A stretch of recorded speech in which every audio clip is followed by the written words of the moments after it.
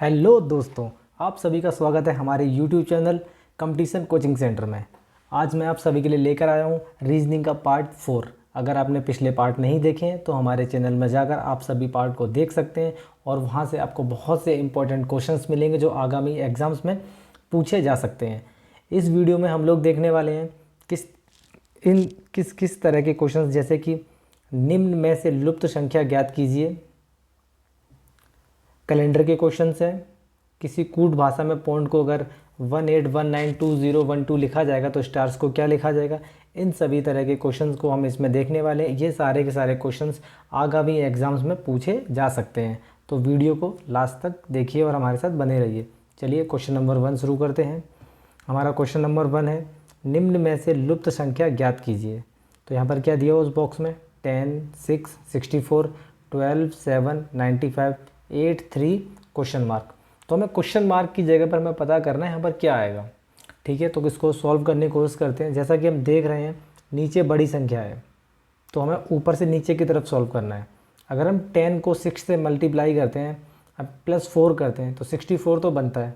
अगर हम ऐसी तरह 12 को 7 से मल्टीप्लाई करेंगे +4 करेंगे पर ये 95 नहीं बनेगा। नेक्स्ट दूसरा मेथड ट्राई करते हैं, स्क्वायर मेथड। अगर हम 10 का स्क्वायर लेंगे तो आता है हमारा 100 मिलेगा हमें। उसी तरह हम 6 का लेंगे 36 मिल जाएगा हमें। अगर हम इसको माइनस करते हैं तो ये 64 होता है। ठीक है, मिल गया हमें। नेक्स्ट पे ट्राई करते हैं। ऐसे ही 144 होगा 12 का स्क्वायर, ये 49 होगा। अगर इसको माइनस करते हैं 5, 9, 95, मतलब दोनों जगह ये सेम हमें मिल रहा है। सेम इसी तरह हम इसमें लास्ट में ट्राई करेंगे। 8 का 64 स्क्वायर होता है, 3 का 9। अगर हम माइनस करते हैं तो हमें मिलेगा 55। ठीक है, 55 किस में, 55 सी में है, तो हमारा राइट आंसर होगा सी। चलिए नेक्स्ट क्वेश्चन की तरफ चलते हैं, जो है क्वेश्चन नंबर 2। सेम क्वेश्चन है। अब ये जो क्वेश्चन मार्क है पहले साइड में था, अब ये सेंटर में है। तो इस क्वेश्चन को ध्यान से देखिए। इस तरह के क्वेश्चन अक्सर एग्जाम में पूछे जाते हैं। बहुत ही इंपॉर्टेंट क्वेश्चन है, बहुत ज़्यादा इंपॉर्टेंट क्वेश्चन है। इसको सॉल्व करने की कोशिश करते हैं। पहले हम इसे ऊपर से नीचे मल्टीप्लिकेशन मेथड है, प्लस से जैसे भी हम इसे कोशिश करेंगे। अगर हम 5 3 को प्लस करते हैं, 5 3 को प्लस करेंगे +8 होता है, 8 में +2 करेंगे 10 बन जाएगा। ठीक है, पर हम अगर हम यहाँ पे करेंगे पर ये 6 नहीं बनेगा। तो हम क्या करेंगे इसके लिए, हम एक काम करते हैं, इसको हम मल्टीप्लाई करके देखते हैं तीनों डिजिट को। 5, 10, 3 अगर हम इसको मल्टीप्लाई करेंगे तो ये 150 बनता है। उसी तरह 5 6 5 को करेंगे 6 पंजे 30 और 5 150 हो जाता है यहाँ पर भी। ठीक है, अब हमें यहाँ मतलब अब हमें पता चल गया कि इन तीनों को मल्टीप्लाई करने पर 150 बन रहा है। तो 15 दूनी 30, 30 × 5 क्या हुआ 150। तो 5 किस में, ए में। ये क्वेश्चन है ये बहुत इंपॉर्टेंट क्वेश्चन है। ध्यान से देखिए। अगर आपको कुछ भी डाउट होता है तो आप कमेंट बॉक्स में कमेंट करके मुझसे पूछ सकते हैं, आपके कमेंट का जवाब दिया जाएगा। ठीक है, नेक्स्ट क्वेश्चन की तरफ चलते हैं। क्वेश्चन नंबर 3, नीचे दी गई श्रृंखला में अगली संख्या ज्ञात कीजिए। 4, 9, 17, 30, 50, 81, 125। अब हमें पता करना है कि नेक्स्ट संख्या क्या होगी। ठीक है, तो कौन कौन सी है, 4, 9, 17, 30, 50, 81, 125 ये है। ठीक है, अगर हम इसे सॉल्व करने की कोशिश करते हैं, 4 इसमें गैप कितना है 5 का, 9 और 17 में कितना है 8 का, 17 और 30 में कितने का है 17 और कितने का 13 का, यहाँ कितने का है 20, यहाँ 31 एंड इस जगह कितना है 44। तो ये गैप में कोई सिमिलरिटी तो हमें मिल नहीं रही है कि क्या सिमिलरिटी है। 5, 8, 13, 20, 31, 44, इससे कुछ पता नहीं चल रहा। एक काम करते हैं हम लोग कि अब जो ये गैप है इसमें देखते हैं इसमें कितना गैप आ रहा है। 5 और 8 के बीच में कितना 3, यहाँ कितना आ रहा है 5, 13 20 के बीच में 7, 20 37 के बीच में 31 सॉरी 11, 31 14 में 13। तो इसमें आप लोगों को समझ में आ रहा है कि मतलब क्या चल रहा है। तो ये है प्राइम नंबर बढ़ रहा है, नेक्स्ट प्राइम मतलब ये जो प्राइम नंबर है वो बढ़ रहा है, क्या है 3, 5, 7, 11, 13। तो अब नेक्स्ट प्राइम नंबर क्या होगा, 17 होगा। अगर हम 44 में 17 प्लस करते हैं तो हमें मिलेगा 61, ठीक है। वही अगर हम 61 को 125 में प्लस करते हैं 6, 8, 1, 186 बी आंसर है। तो ये श्रृंखला आपको शायद समझ में आई होगी। देखिए मतलब अगर एक में नहीं आंसर मिलता है तो हम उसे नीचे फिर दोबारा हम उसे उसका गैप निकालेंगे। इस तरह से हम उसके आंसर को इजीली हम निकाल सकते हैं। कोई भी डाउट होता है आप मुझसे पूछ सकते हैं। नेक्स्ट क्वेश्चन पे चलते हैं। क्वेश्चन नंबर 4 है हमारा।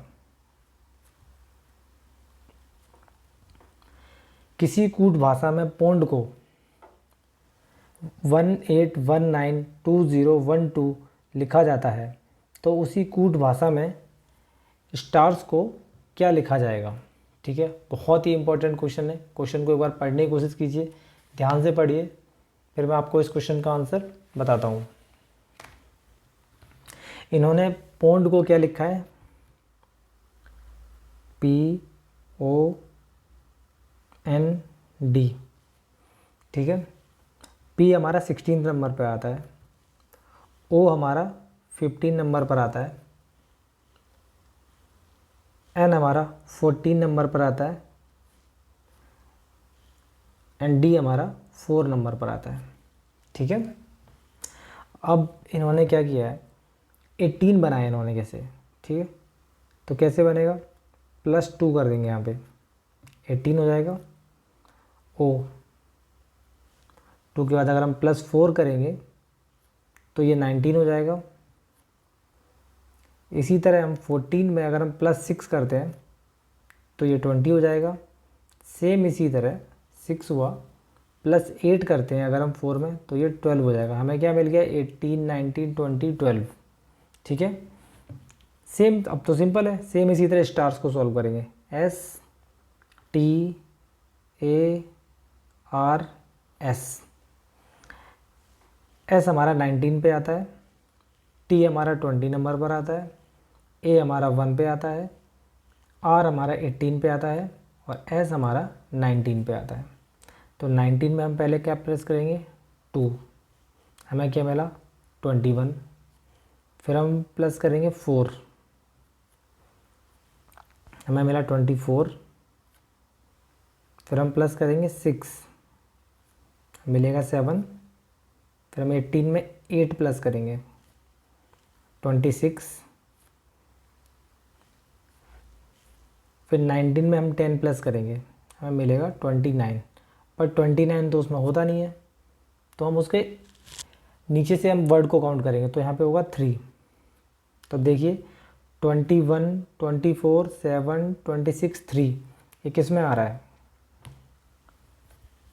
21, 24, 7, 26, 3, ये हमारा बी आंसर होगा। इसका राइट आंसर होगा बी। समझ में आया क्वेश्चन। ये बहुत इजी क्वेश्चन है, आप इनको आराम से इजीली सॉल्व कर लेंगे जब अगर एग्जाम्स में आते हैं तो, ठीक है। नेक्स्ट क्वेश्चन पर बढ़ते हैं। हमारा क्वेश्चन नंबर 5 है। 6 लड़कियां इस प्रकार खड़ी हैं कि वे एक व्रत की ओर मुख करके एक व्रत बनाती हैं। शब्बू पप्पू के बाईं ओर है, रेवती सब्बू और निशा के बीच में है, अरोड़ा पप्पू और कीर्तना के बीच में है। तो पप्पू के बाएं कौन है, ठीक है। एक सर्कल बना के हम इसको क्वेश्चन को सॉल्व करने की कोशिश करते हैं। सर्कल बनाया हमने, पहले क्या बोला, सब्बू पप्पू के बाईं ओर है। जो सब्बू है वो पप्पू के बाईं ओर है, ठीक है। यहाँ पे एस से डिनोट करेंगे, यहाँ जाएगा पी, ओके। रेवती सब्बू और निशा के बीच में है। रेवती जो है वो शब्बू और निशा के बीच में, अगर आर से डिनोट करते हैं रेवती तो यहाँ आ जाएगा निशा अपना। अरुणा पप्पू और कीर्तना के बीच में है, ठीक है। अरुणा यहाँ करेंगे, यहाँ करेंगे कीर्तना। 2, 4, 6 सारी हो गई। अब देखते हैं पप्पू के बाएं कौन है। तो जो पप्पू है इसके बाएं में कौन है, सब्बू। तो इसका राइट आंसर होगा ए, सब्बू। इस क्वेश्चन को आप जितना एकदम इजीली सॉल्व करने की कोशिश करेंगे, जैसा क्वेश्चन बोलता है आप क्वेश्चन को उसी तरह करते जाइए। तो उसने बोला ये बाएं में है तो बाएं लिख दीजिए, क्वेश्चन बोल रहा है दाएं है तो दाएं लिख दीजिए, क्वेश्चन बोल रहा है आगे है तो आगे कर दीजिए। ये क्वेश्चन अपने आप ऑटोमेटिक सॉल्व होते जाएंगे।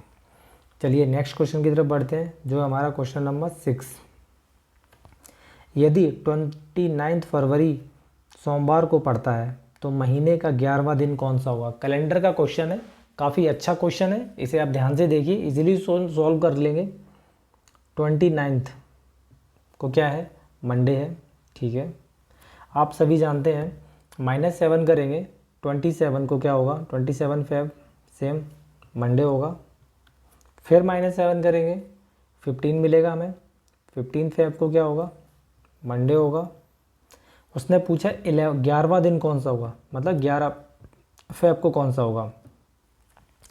15 को मंडे है, ठीक है। 14 को क्या होगा, संडे होगा। 13 को क्या होगा, सैटरडे होगा। 12 को क्या होगा, फ्राइडे होगा। तो 11 को क्या होगा, थर्सडे होगा, ठीक है, मतलब गुरुवार होगा। तो ये गुरुवार किस में है, डी, हमारा डी आंसर सही होगा। चलिए नेक्स्ट क्वेश्चन की तरफ बढ़ते हैं। क्वेश्चन नंबर 7वां है हमारा 7। कविता सचिन की पत्नी है। जो कविता जो है वो सचिन की पत्नी है। पंकज और अरुण भाई हैं। पंकज कविता का भाई है, तो अरुण सचिन का क्या लगता है। ये क्वेश्चन 2 सेकेंड में बिना पेन एंड पेपर के आप इसे इजीली एग्जाम में सॉल्व कर सकते हैं। आपको पता ही है कविता जो है सचिन की पत्नी है और पंकज अरुण भाई हैं। पंकज और अरुण भाई हैं। पंकज कविता का भाई है, मतलब पंकज जो है कविता का भाई है, तो अरुण भी कविता का भाई हुआ, मतलब पंकज और अरुण दोनों कविता के भाई हैं। तो इस हिसाब से जो अरुण सचिन का क्या लगता है, अरुण सचिन का सिंपल है, साला लगता है। अरुण भी साला लगेगा, पंकज भी साला लगेगा। बहन के बीवी के भाई को साला कहते हैं, तो इसका आंसर होगा बी, साला। नेक्स्ट क्वेश्चन की तरफ बढ़ते हैं, जो है हमारा क्वेश्चन नंबर 8। कुशाग्र मदुरई का टिकट बुक कराना चाहता है। वह चलना शुरू करता है और बुकिंग ऑफिस तक जाता है, जो उसके घर के पूरब में 5 किलोमीटर का रास्ता तय करता है। वहाँ से वह बाजार की तरफ उत्तर की ओर मुड़कर 3 किलोमीटर जाता है। वहाँ से वह अपनी मित्र तन्वी के घर की ओर, जो 5 किलोमीटर दूर है, बाएं मुड़ जाता है। अब उसे अपने घर लौटना है। उसे अपने घर तक पहुंचने में कितने किलोमीटर चलना पड़ेगा। बहुत अच्छा क्वेश्चन है, अक्सर एग्जाम में ऐसे क्वेश्चन आते हैं और बच्चे इसमें बहुत ज़्यादा कंफ्यूज हो जाते हैं, क्योंकि जो इसको इतना पढ़ते हैं बड़ा पैराग्राफ, तो उन्हें समझ में नहीं आता वो किधर जा रहा है, इधर लेफ़्ट जा रहा है कि वो राइट जा रहा है। अब हम स्टेप बाय स्टेप इस क्वेश्चन को सॉल्व करने की कोशिश करते हैं। सपोज़ कीजिए जो उसने क्या कहा है, कुशाग्र मदुरई का टिकट बुक कराना चाहता है। वह चलना शुरू करता है और बुकिंग ऑफिस तक जाता है, जो उसके घर के पूरब में, घर के किधर है, पूरब में है, और पहुंचने में कितना टाइम लगता है, 5 किलोमीटर लगता है। तो उसका घर यहाँ पर है, मान लीजिए इसका घर यहाँ पर है, ठीक है। तो बुकिंग ऑफिस पूरब इस साइड पड़ेगा, तो यहाँ आएगा बुकिंग ऑफिस, इस जगह पे बुकिंग ऑफिस, ठीक है। 5 किलोमीटर आगे बढ़ते हैं। रास्ता तय करता है, वहाँ से वह बाजार की ओर तरफ उत्तर की ओर मुड़कर 3 किलोमीटर, तो ऊपर होगा, सिंपल है। अब वो नॉर्थ की तरफ मुड़ता है, इधर बाजार है, ठीक है। कितना चला वो, 3 किलोमीटर, ओके। वहाँ से वह अपनी मित्र तन्वी के घर की ओर, जो 5 किलोमीटर दूर है, अब वो अपनी मित्र बाएं मुड़ जाता है, मतलब वो बाएं मुड़ रहा है, यहाँ से बाजार से वो बाएं मुड़ रहा है, तो उसका बाएं ये होगा इस तरफ, ठीक है। 5 किलोमीटर फिर चला उसने। यहाँ उसकी कौन रहती है, मित्र रहती है तन्वी। तो अब बताइए उसे अपने घर तक पहुँचने में कितने किलोमीटर चलना पड़ेगा। जैसा कि आप देख रहे हैं, यहाँ से मात्र उसे 3 किलोमीटर अपने घर के लिए चलना पड़ेगा। अगर आप इस क्वेश्चन को स्टेप बाय स्टेप सॉल्व करेंगे तो आप इस तरह के क्वेश्चंस को बहुत ही आसानी से बिना पेन पेपर इजीली सॉल्व कर सकते हैं सेकंड्स में, कोई ज़्यादा टाइम नहीं लगता। ठीक है, नेक्स्ट क्वेश्चन की तरफ बढ़ते हैं जो है हमारा क्वेश्चन नंबर 9।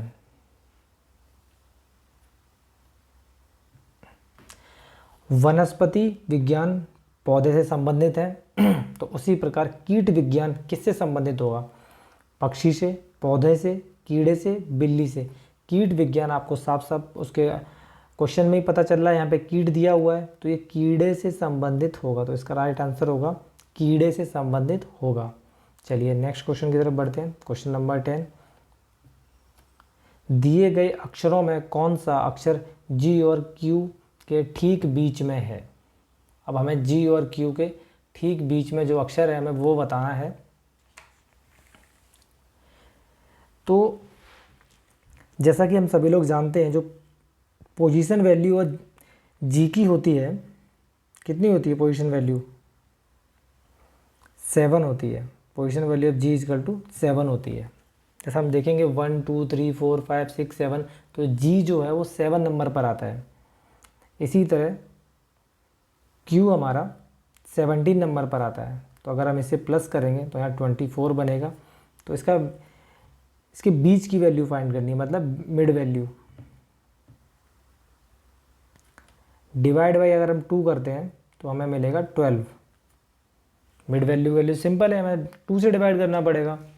ठीक है, तो हमें मिलेगा 12। तो जो 12 है, 12 पे हमारा कौन सा वर्ड आता है? 12 पे आता है एल, तो इसका राइट आंसर होगा एल। कोई क्वेश्चन में कोई भी डाउट हो आपको किसी भी क्वेश्चन में, आप मुझसे कमेंट में पूछ सकते हैं। ये वीडियो यहीं पर समाप्त होती है। आपको वीडियो अच्छी लगी हो तो इसको लाइक कीजिए, शेयर कीजिए, कमेंट कीजिए। मिलते हैं नेक्स्ट वीडियो में। जय हिंद दोस्तों।